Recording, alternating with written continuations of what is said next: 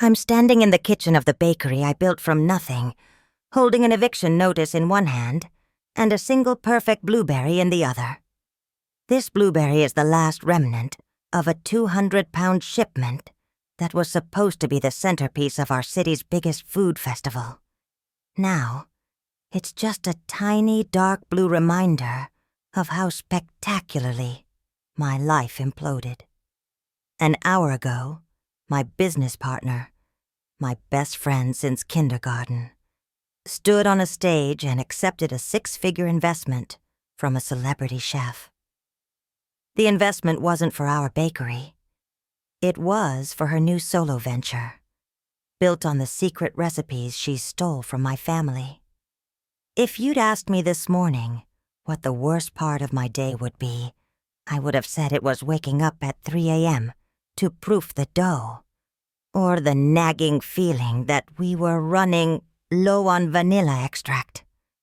I would have been so wrong.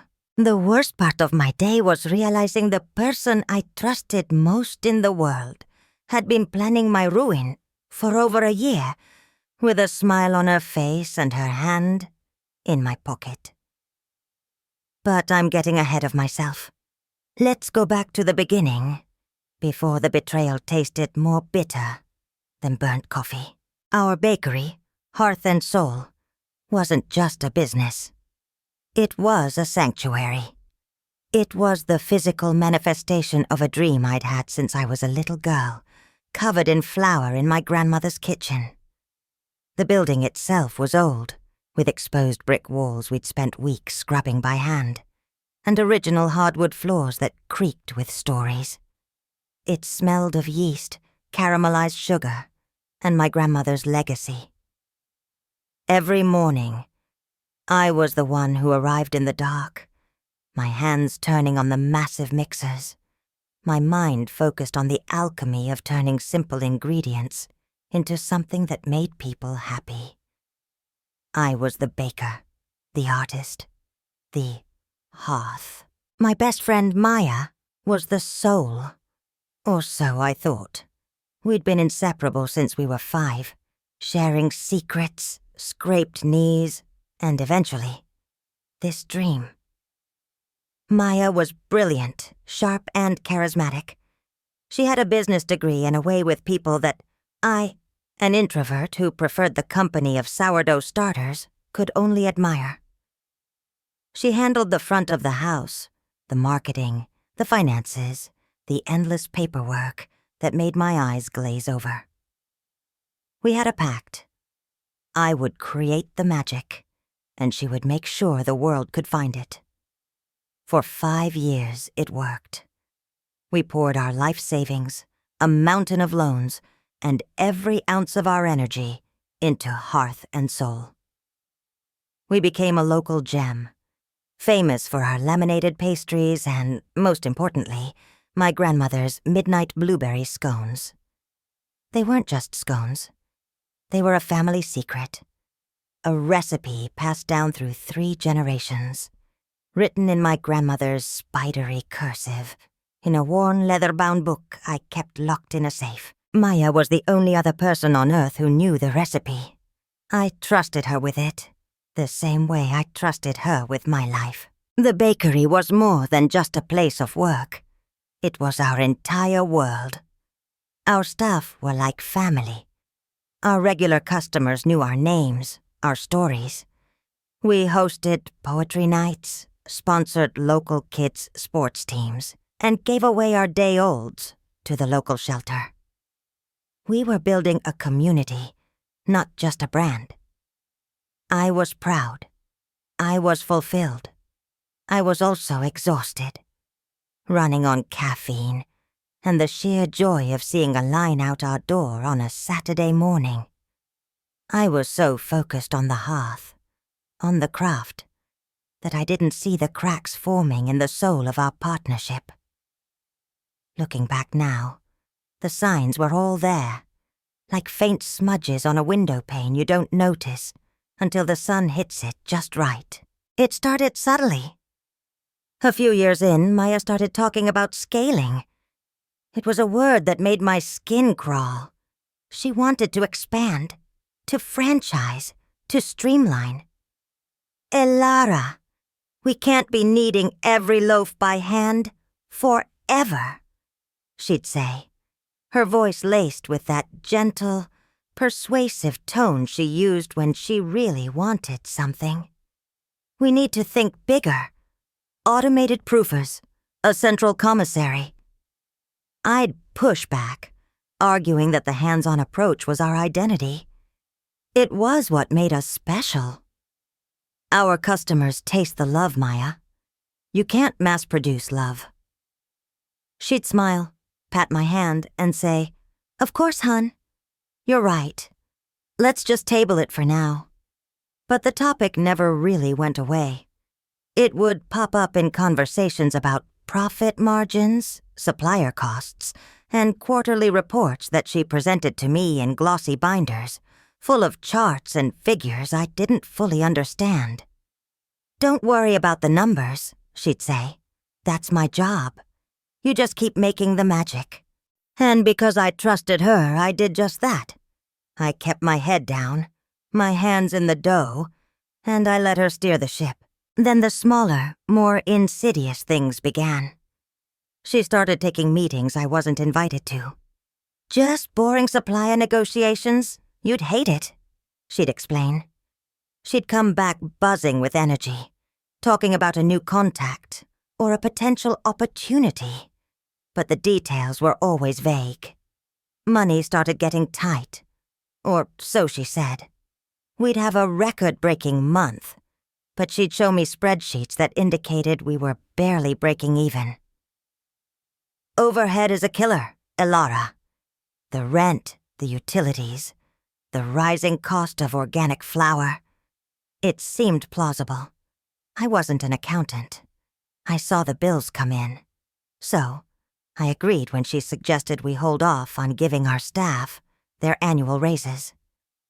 I felt a knot of guilt in my stomach as I delivered the news. But Maya assured me it was temporary. A necessary sacrifice for our long-term survival. She was the one who looked our employees in the eye and promised we'd make it up to them. Her expression, a mask of sincere regret. They believed her. I believed her. The most jarring incident happened about 6 months before everything fell apart. I came into the bakery one afternoon and found a stranger in our kitchen. He was dressed in a sharp suit, holding a clipboard, and timing one of my bakers as she shaped croissants. I felt a surge of protective anger. "Can I help you?" I asked, my voice colder than our walk-in freezer. Maya rushed over, a strained smile plastered on her face.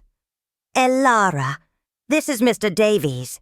He's a hospitality consultant, just helping us find some efficiencies." Mr. Davies didn't look at me. He just made a note on his clipboard. "Her shaping time is 18 seconds slower per unit than industry standard," he said to Maya, as if I wasn't even there. I pulled Maya aside, my voice a furious whisper. "What is this? You don't bring a consultant into my kitchen without asking me. This is my space. These are my recipes." She put her hands up placatingly. "Honey, calm down. He's a friend of a friend, doing it for free. I was just curious to see what an outside perspective could offer. It's no big deal. I'll ask him to leave." She was so reasonable, so calm, that she made my anger feel hysterical. I felt foolish, overprotective. I apologized. She told me not to worry about it. Later that week, I noticed my grandmother's recipe book wasn't in its usual spot in the safe. When I asked Maya about it, she paled for a fraction of a second before breaking into a laugh. "Oh my God, I'm so sorry. I took it home last night. I was trying to scale the scone recipe for a big catering order, and my math was failing me. It's safe on my bookshelf. I'll bring it back tomorrow." She did. and I never questioned it again. The biggest lie, the one that set the stage for the final act, was the festival. The Taste of the City Festival was the most prestigious culinary event of the year. Getting a booth there was a huge deal. Maya announced she had secured us a spot, front and center. It was a massive financial commitment, one that would stretch us to our absolute limit. "It's a gamble, Ilara, but it will pay off," she'd said, her eyes shining with ambition. "This is our chance to go from a local favorite to a regional powerhouse." She convinced me to take out a short-term, high-interest loan to cover the costs. The booth fee, the marketing materials, the massive order of ingredients. We spent weeks preparing. I worked 18-hour days, perfecting the festival menu, training staff for the rush, and baking thousands of our midnight blueberry scones, the star of our show. The day before the festival, the bakery was overflowing with boxes of supplies, the air thick with the sweet smell of what I thought was our future success. I was bone-tired, but filled with a buzzing, hopeful energy. We were on the brink of everything we'd ever wanted. The day of the festival was a blur of controlled chaos. We arrived before dawn to set up our booth. It looked beautiful. Maya had outdone herself with the design. A rustic, charming display that perfectly captured the hearth and soul aesthetic. People started flooding in the moment the gates opened. The response was overwhelming. We sold out of our first batch of scones in under an hour. I was in my element, talking to customers, sharing the story of my grandmother, feeling the pure joy of my craft connecting with people. Around noon, Maya grabbed my arm. "The awards ceremony is starting. We're finalists for Best New Exhibitor. We have to go." She was practically vibrating with excitement. I quickly wiped my flour-dusted hands on my apron, a huge, genuine smile spreading across my face. A finalist. All the work, all the sacrifice. It was all worth it. We pushed our way through the crowd to the main stage. A local celebrity chef, a man named Julian Croft with a blockbuster TV show and a line of designer cookware, was the host. He was the kingmaker in our city's food scene. His endorsement could change a business overnight. We stood in the crowd, shoulder to shoulder, and I squeezed Maya's hand. "Can you believe this?" I whispered. She squeezed back, her hand cold despite the warm day. "We earned this," she said, her voice tight. The announcer called out the nominees. When he said, "Hearth and Soul Bakery," a cheer went up from a section of the crowd, and I felt a tear of pride well in my eye. Then, Julian Croft stepped forward to announce the winner of the grand prize. The Julian Croft Next Gen Investment, a 6-figure check, and a personal mentorship. It was the biggest prize of the day. "This year, the choice was incredibly difficult," he began, his voice booming across the park. But one concept stood out for its innovation, its marketability, and its incredible potential for national expansion. My heart was pounding so hard, I could feel it in my ears. This was it. This was the moment that would change our lives. The investment goes to a brand that has truly captured the essence of modern baking, while honoring tradition. A brand built on a signature product so unique, so delicious, it's destined for greatness. He paused for dramatic effect. "Ladies and gentlemen, the winner of the Next Gen Investment is Blue Hour Bakes." I felt a pang of disappointment, but I clapped politely. Then my brain caught up with my ears. Blue Hour? I'd never heard of them. I scanned the list of exhibitors in my mind. They weren't on it. Then Julian Croft said, "Please welcome to the stage the visionary founder of Blue Hour Bakes, Maya Singh." The world went silent. The cheering, the music, the chatter of the crowd. It all faded into a dull roar. I turned to look at Maya, but she was already moving, stepping through the crowd towards the stage, as if she were gliding on air. She was wearing a chic blazer I'd never seen before, her hair and makeup flawless. She hadn't been dressed like that when we left the booth. When had she changed? She climbed the steps and took the oversized check from Julian Croft, beaming a smile so bright and confident it belonged on a magazine cover. It wasn't the smile of my best friend. It was the smile of a stranger. She stepped up to the microphone. "Wow, I'm speechless," she began, her voice steady and clear. "Thank you so much to Julian and his team for believing in my vision." My vision? The words echoed in my head. Building Blue Hour Bakes has been a labor of love, and I couldn't have done it without the support of my new partners at Croft Enterprises. She gestured to Julian, who was nodding paternally. Then she held up a small, elegant box. The Blue Hour Bakes logo was a sleek, stylized blueberry. From inside, she pulled out a scone. My scone. A midnight blueberry scone. "It all started with a family recipe," she continued, her voice thick with fake emotion.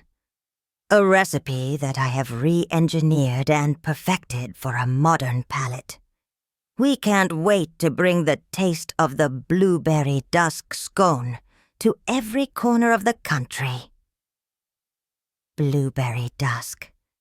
She had stolen my grandmother's legacy and given it a trendy, marketable name. I stood there, frozen, in the middle of a cheering crowd, my flour-stained apron suddenly feeling like a costume for a fool.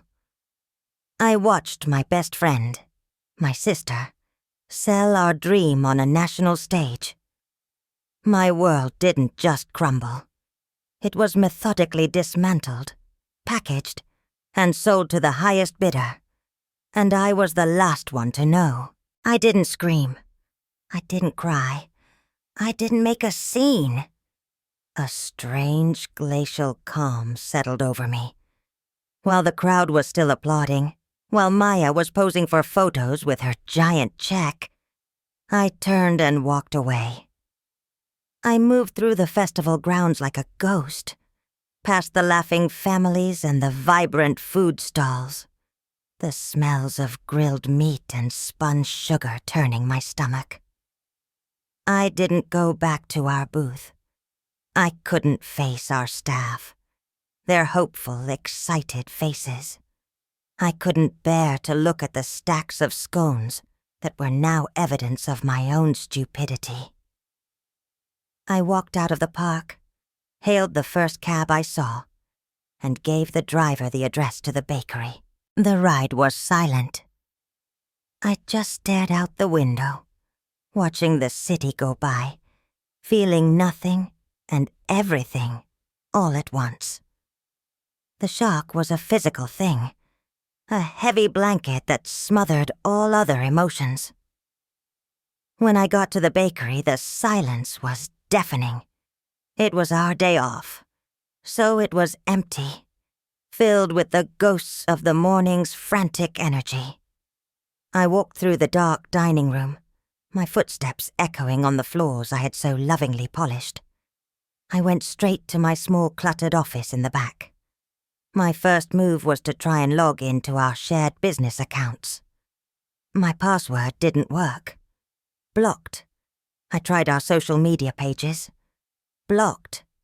My admin access had been revoked. The cold dread I'd been holding at bay began to seep into my veins.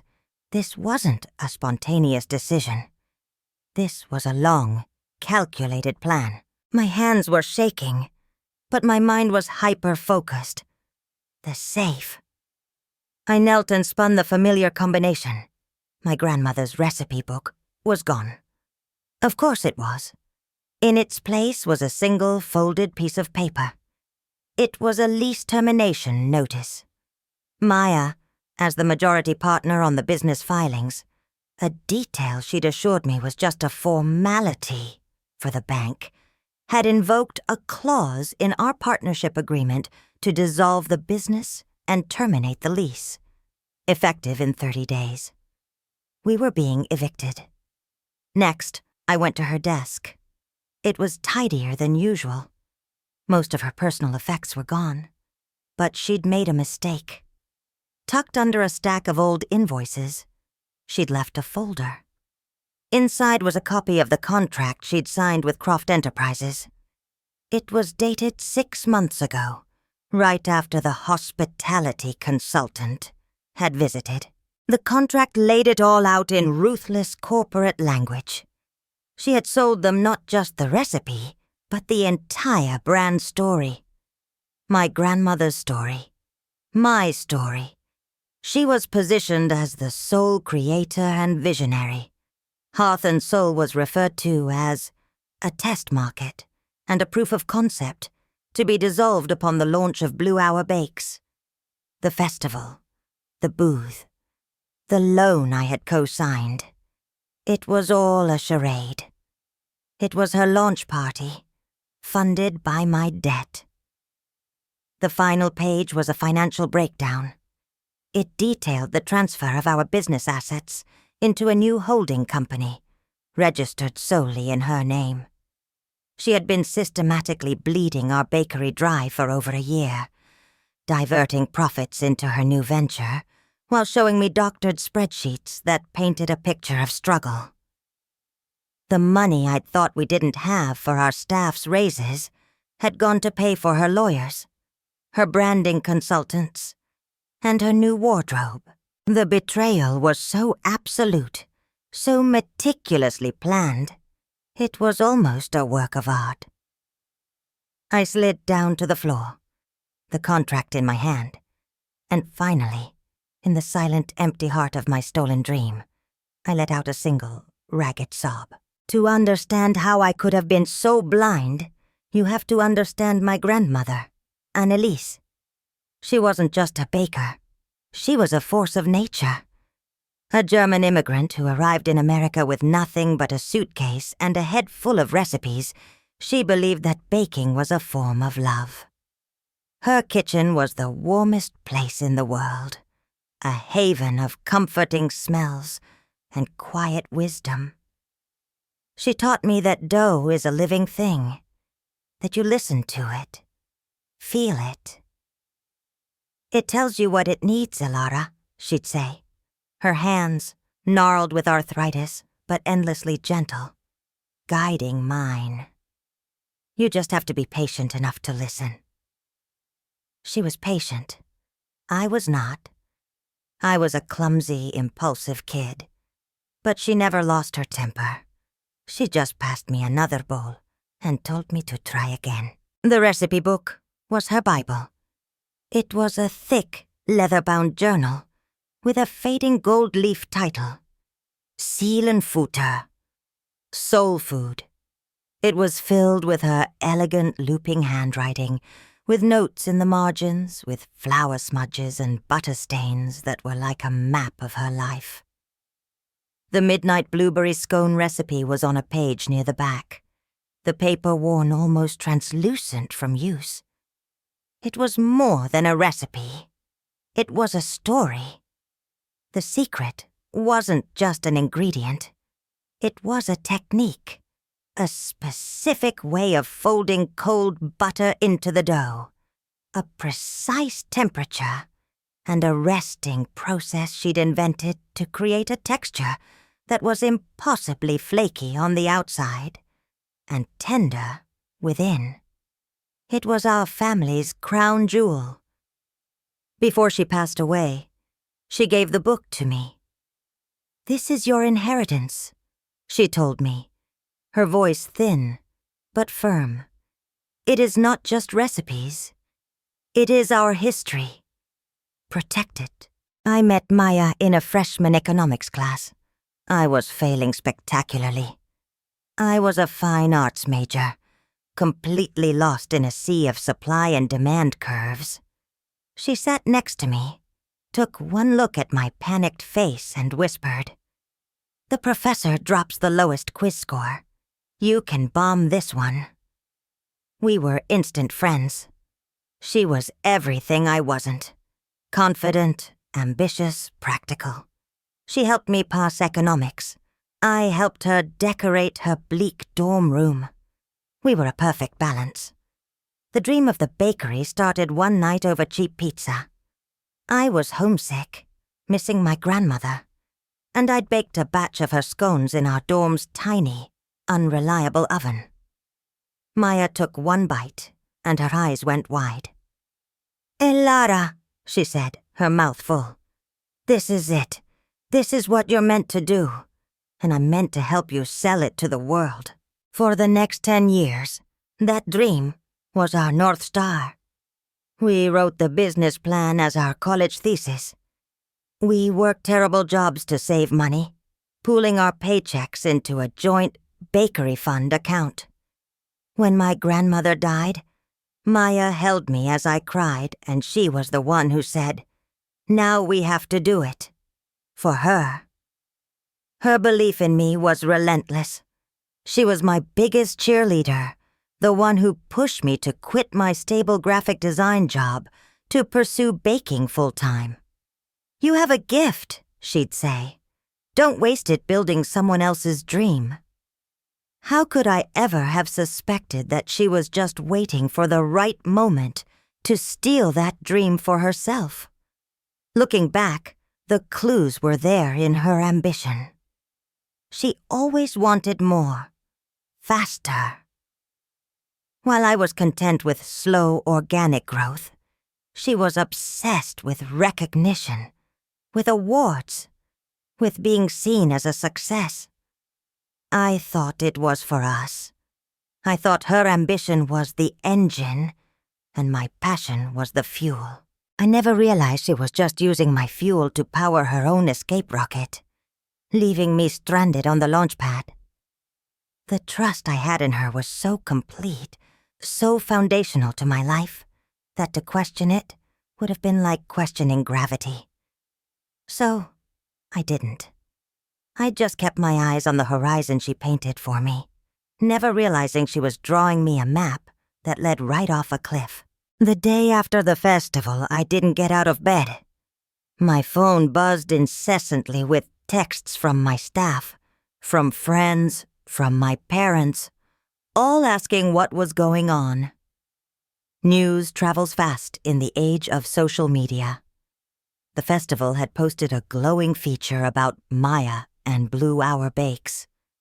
Hearth and Soul was mentioned only as her charming former project. My phone was a minefield of confusion and betrayal. I ignored it all. I just lay there, staring at the ceiling, feeling the full weight of the eviction notice, the loan, the public humiliation. It wasn't just the money or the business. It was the theft of my identity. She had taken my grandmother's hands and claimed them as her own. Late in the afternoon, there was a knock on my apartment door. I ignored it, but the knocking was persistent, sharp. Finally, I dragged myself out of bed and opened it. It was Maya. She looked smaller somehow, without the stage lights and the power suit. She was wearing jeans and a simple t-shirt, her hair pulled back. She was holding 2 cups of coffee, our old ritual. For a second, a stupid, hopeful part of me thought this was all a terrible misunderstanding. Then she spoke. "Can I come in?" Her voice was quiet, devoid of the triumphant confidence from yesterday. I didn't answer. I just stepped aside, leaving the door open. She walked into my living room. The same room where we'd spent countless nights sketching out logos and dreaming of our future, and set the coffees on the table. "I know you're mad," she started. Mad? The word was so inadequate it was insulting. A dry, humorless laugh escaped my lips. "Mad is what you feel when your toast gets burnt, Maya. This is something else entirely." I leaned against the doorframe, crossing my arms. I wanted to keep the barrier of the room between us. 6 months, I said, my voice flat. "You've been planning this for at least 6 months." She had the grace to look ashamed. She wouldn't meet my eyes. She just stared at the coffee cups. "Longer," she admitted, her voice barely a whisper. "The idea, it started about a year ago. Julian's people approached me." "Approached you?" I repeated. "Why you?" "Because I'm the face of the business, Elara. I'm the one who goes to the networking events, who makes the connections. You're always in the kitchen." The accusation in her voice, the implication that my dedication was a liability, ignited a spark of fury in the icy pit of my stomach.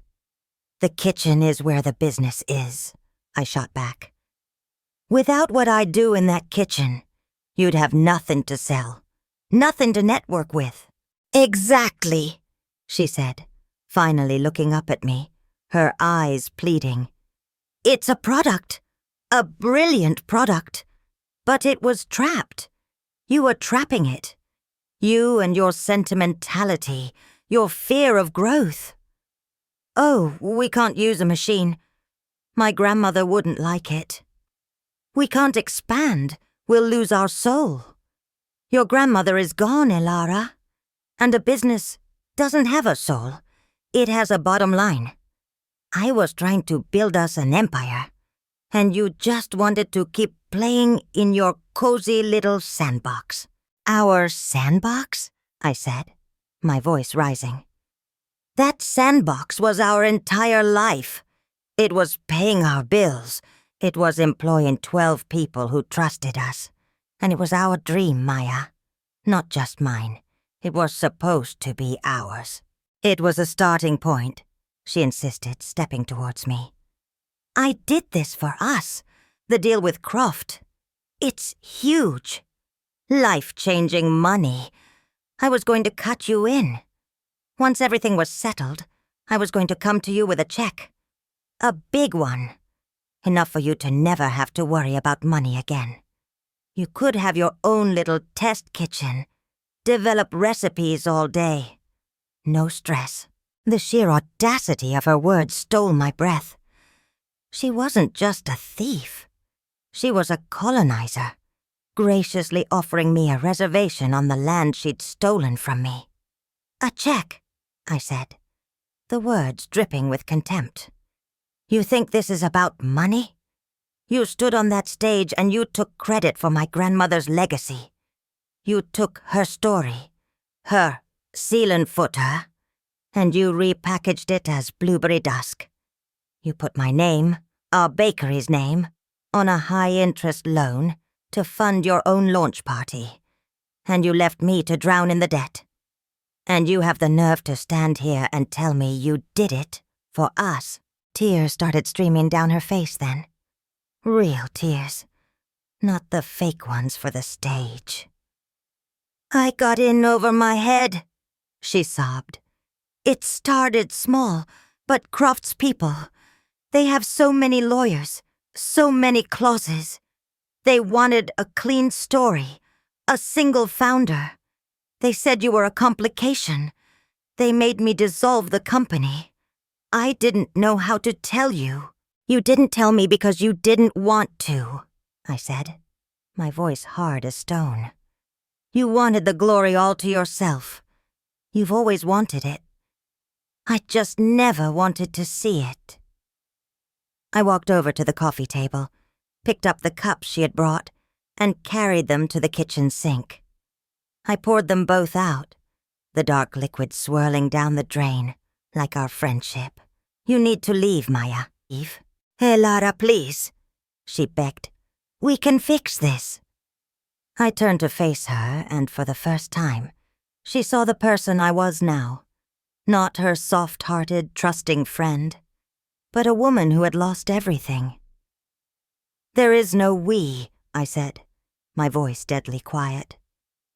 You burned that bridge. You bulldozed it. You salted the earth where it used to stand. Now get out of my apartment. She stared at me, her mouth open, the tears still flowing. She finally seemed to understand. The Maya she knew was gone. I had been baked into a new shape, hardened by the fire of her betrayal. She turned and walked out, closing the door softly behind her, leaving me alone in the wreckage. The weeks that followed were a blur of humiliating logistics. I had to meet with our staff, a group of people I considered family, and tell them they no longer had jobs. I watched the light go out of their eyes, their shock turning to anger and fear. Some of them cried. One of them, our head barista, yelled at me. How could you let this happen? We trusted you. I didn't have an answer. I trusted her too, was all I could say, and it sounded pathetic even to my own ears. The loan I had co-signed came due. I had no way to pay it. The bank started calling, first politely, then aggressively. Then the lawyer's letters started arriving. The first was from the landlord, formalizing our eviction. The second was a cease and desist from Croft Enterprises. It was a masterpiece of legal intimidation. It warned me against making any defamatory statements about Blue Hour Bakes or Maya Singh. It claimed that all recipes developed at Hearth and Soul were the intellectual property of the business, which Maya now controlled. It even had the audacity to suggest that my grandmother's book was a corporate asset. My story, my family history, was now legally owned by a soulless corporation. Reading it, I felt a new kind of anger. Not the hot flash of personal betrayal, but a cold, sharp, and deeply focused rage. She wasn't just going to get away with this. I couldn't let her. The community's reaction was a painful, confusing mix. Stories swirled. Maya, with Croft's powerful PR machine behind her, was painted as a local hero, a savvy entrepreneur who had made it big.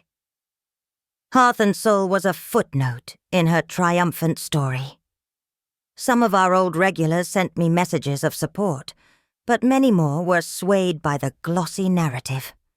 I saw people I knew, people I'd served coffee to every morning for 5 years, posting excited comments on Blue Hour Bake's new Instagram page, congratulating Maya.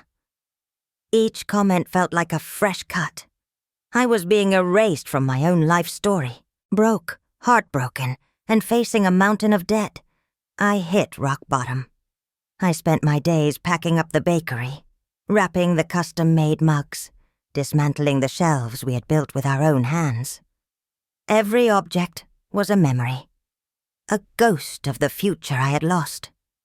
One rainy afternoon, as I was taking down the hand-painted sign from our front window, our elderly mailman, a sweet man named George, who always came in for a cruller, stopped on the sidewalk. He just stood there for a moment, watching me, his face a mask of sadness. "It's a real shame, Lara," he said quietly. "This place, it had a heart." I started crying right there on the sidewalk, my tears mixing with the rain. That's when I knew I had 2 choices. I could let her win, let her erase me completely, or I could fight back with the only thing I had left, the truth. I went home And for the first time in weeks, I opened my laptop and started to write. I didn't write a defamatory statement. I just told my story. I wrote about my grandmother, Anneliese, and her Seelenfutter. I wrote about meeting Maya and our shared dream. I described the smell of the bakery at 4 a.m., the feel of the dough in my hands, the joy of seeing a customer's face light up after their first bite of a scone. And then I laid out the facts, calmly and methodically. I scanned and attached the lease termination, the loan agreement with my name on it, the cease and desist letter. I didn't have the contract she signed. She'd taken the folder when she left my apartment. But I had enough. I ended the post with a simple photo of the last page of my grandmother's book, where she had written, "For my Elara, carry this light." I posted it on my personal Facebook page, shared it to the now-defunct Hearth and Soul page, and then I shut my laptop, my heart pounding with a mixture of terror and resolve. I had no money and no power, but I had my story, and for the first time, I was going to tell it in my own voice. The first lesson of life is that betrayal often comes with a smile and a shared cup of coffee. It doesn't announce itself with thunder and lightning. It creeps in quietly, disguised as ambition, as pragmatism, as what's best for us. It exploits your trust, your sentimentality, your willingness to believe in the good of people you love. I loved Maya. I loved her like a sister. And that love made me blind. It made me dismiss the red flags, rationalize the weird behavior, and hand over the keys to my entire world without a second thought. I thought her success would be my success. I never imagined she was building her ladder on my back, ready to kick it away once she reached the top. The second lesson is that your passion, your art, your soul food, is vulnerable. In a world that wants to scale, brand, and monetize everything, something that is purely authentic is a target. I thought my love for the craft was a shield. It wasn't. It was a resource to be mined. Maya didn't see the magic. She saw a product. She didn't see my grandmother's legacy. She saw intellectual property. She translated my love into a language she understood: assets, marketability, and profit margins. And in the end, her language was the one the world seemed to value more. The pain of that realization is profound. It's not just losing a friend or a business. It's a deep, existential crisis. If the thing you pour your entire soul into can be so easily stolen and rebranded, what is its actual worth? But the most important lesson, the one I learned in the dark, empty bakery while packing my life into cardboard boxes, is that when you lose everything, you find out what you're truly made of. The fire of betrayal burned away all the non-essentials. My naive trust, my desire to please, my fear of conflict. It all turned to ash. And what was left was the core of me. The girl who learned to bake from her grandmother. The woman who knows the difference between a brand and a legacy. I realized Maya could steal my recipes, my business, even my story for a while, but she couldn't steal my hands. She couldn't take my knowledge, my passion, or the memory of my grandmother's kitchen. That was mine. And that, I realized, was where I had to rebuild from. Not from the wreckage of Hearth and Soul, but from the foundation that had been there all along. the fight wasn't just about getting justice or revenge. It was about reclaiming myself. My story went viral in a way I could never have anticipated. It was shared, hundreds, then thousands, then tens of thousands of times. It wasn't just my friends.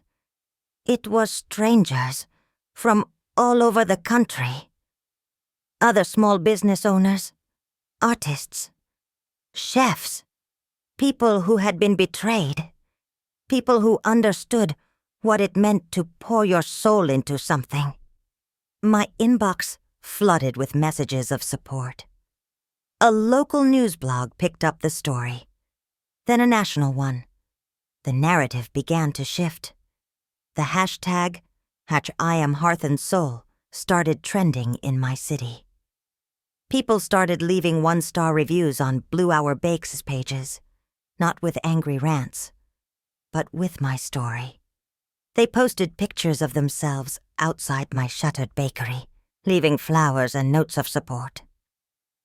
A GoFundMe was started by a former customer, not to reopen the bakery, but to help me with my legal fees.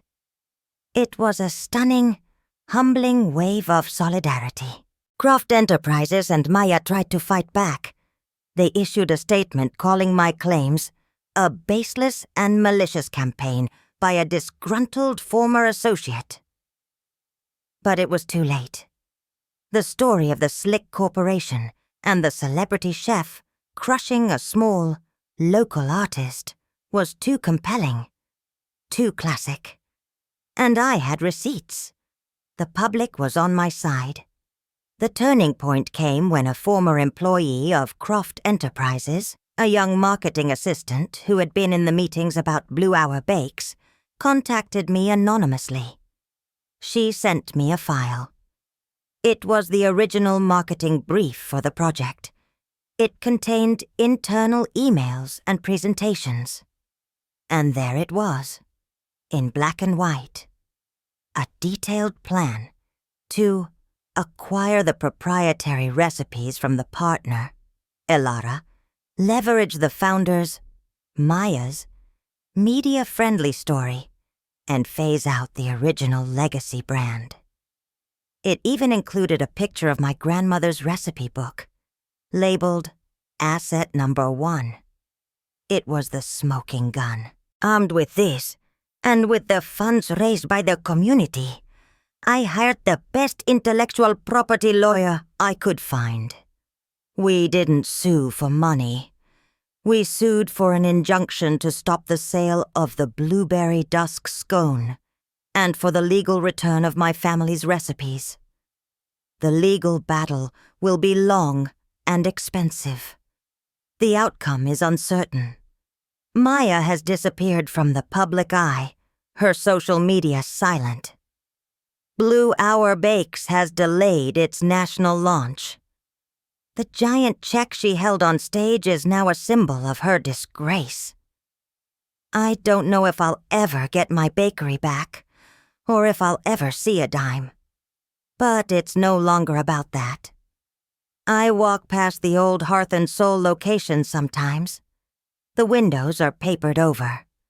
A for lease sign is in the window. It still hurts.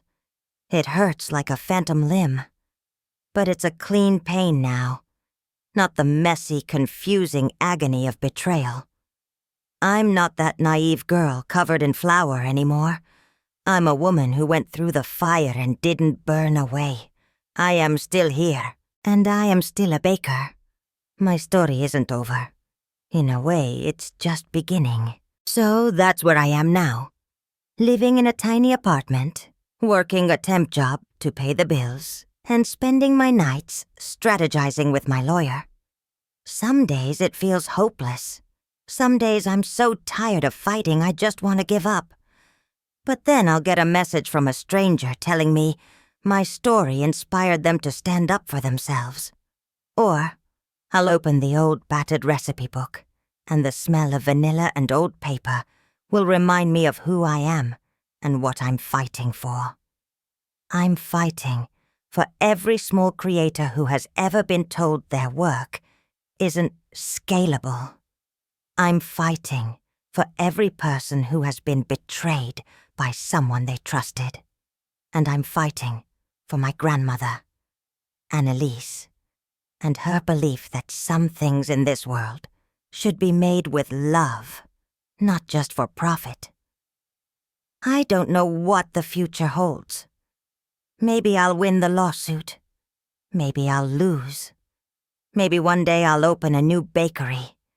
A smaller one that is unapologetically built on love and tradition. Or maybe I'll do something else entirely. But whatever I do, I will do it with my eyes wide open. I lost my business, and I lost my best friend. But I found my voice, and I will never let anyone silence it again. Now I want to turn it over to you guys. Have you ever poured your heart and soul into a project or a relationship, only to be betrayed? What do you do when the person you trust the most becomes the source of your greatest pain? Do you think I did the right thing by taking the fight public? Or should I have walked away? Let me know your thoughts in the comments. Your stories and your support have meant the world to me, and they remind me that even when you feel alone, you're part of a much larger community. Thank you for listening.